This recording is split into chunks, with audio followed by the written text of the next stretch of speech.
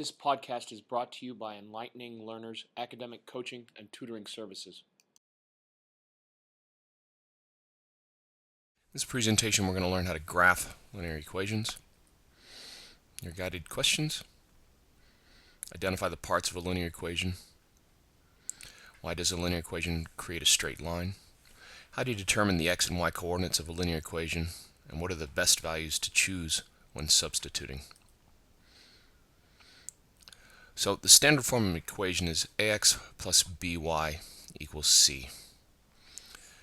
A can be any value, any number, and so is b. B can be any number. It could be a fraction, it can be a whole number, it can be a positive number, it can be a negative number. They're typically given to you. Not always, but they're typically. X is your x values. In your coordinate pairs, it's your first value. Conversely, y is your second value in your ordered pair. And c can be any value, again, similar to a and b. C is the value that's always by itself. It has no input, no x, no y's. Now, in a linear equation, this would be linear, and this would be what they call a parabola. The reason why it's a straight line is because there are your x's and your y's are raised to the first power. This would be a parabola because it's raised to the second power.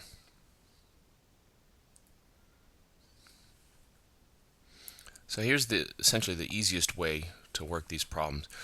Let's suppose you're given a value, given an equation, x plus y, and you need to find your points to graph. The easiest way to do this is to simply pick values to plug in. I always like picking 0 for one of my values, and I'll pick 0 for the other, y. And what I'm going to do is I'm going to substitute 0 for x, and then I'm going to replace that x with a 0 and solve for y. What plus 0 plus what is 3? Well, this is a 3. And then I'm going to do it again. And this time I'm going to substitute that 0 and ask myself the question, what plus 0 equals 3? And this is a 3. Now, I also like plugging in the denominators. In this equation, 1 is a denominator for both of them. So I like plugging in a 1. And I'm going to do the same down here.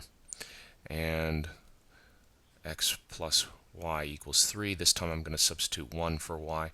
And when x is 1, in order for this equation to be true, y has to be 2. 1 plus 2 is 3. And likewise, it's the same with this one. So if we're going to graph these points, it would be, or put these in ordered pairs, it would be 0, 3, 3, 0,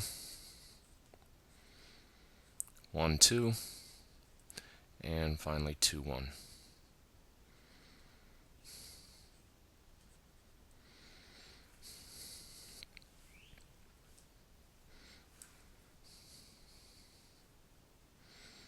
And I could pick any values. I've done it a little bit differently here.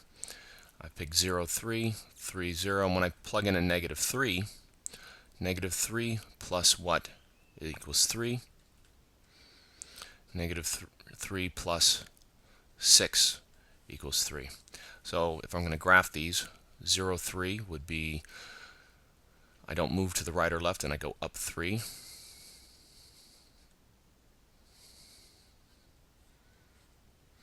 3, 0, I move to the right 3, but I don't go up or down. I go to the left 3 and up 6.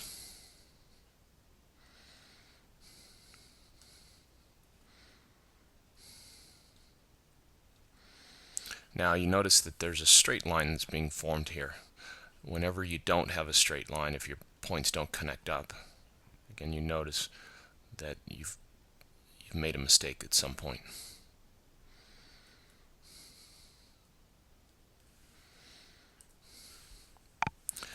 So we have an equation y equals 1/2 x plus 1. Again, I want to find values. I always want to plug in 0. And the reason 0 makes it nice and easy. 1/2 of 0 is 0, and 0 plus 1 is a 1. So my first point is 0, 1. I can graph 0, 1 right there. I also want to plug in whatever my denominator is. So I'm going to plug in a 2. And the reason I want to plug in a 2 is because you notice that these cancel, and I'm left with 1 plus 1 is 2. So when x is 2, y is 2. I can go ahead and plot x2, y is 2. And I'm also going to pick a third number, and I'm going to plug in a -2, again because it's going to simplify nicely with this 2. So when I plug in a -2, 1/2 of 2, 1/2 of a -2 is a -1, and -1 plus 1 is 0. So when my x is a -2, my y is 0. And I can go ahead and graph this at this point. Notice that my points form a nice straight line.